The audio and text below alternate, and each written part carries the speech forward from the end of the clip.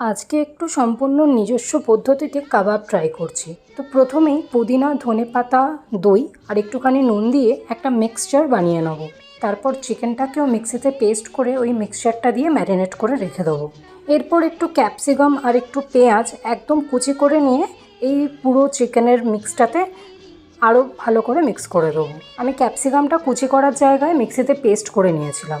সাথে দিয়েছিলাম নুন আর একটুখানি বিরিয়ানি মশলা। এরপর হাতে একটুখানি সাদা তেল নিয়ে এই পুরো মিক্সচারটার থেকে গোল গোল করে কাবাবের মতন বানিয়ে নিলাম। তারপর আর কি, একটা ননস্টিকি প্যানে অল্প একটুখানি তেল দিয়ে বানিয়ে ফেললাম কাবাবগুলো। ঢাকা দিয়ে বানিয়েছিলাম, তাই খুব বেশি তেল দিতে হয়নি, আর একটু ধিমে আঁচে করেছি।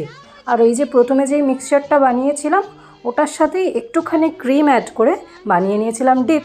কেমন লাগলো জানাতে ভুলো না কিন্তু, আর সাবস্ক্রাইবটা অবশ্যই করে দিও। দেখা হচ্ছে খুব তাড়াতাড়ি। Bye guys.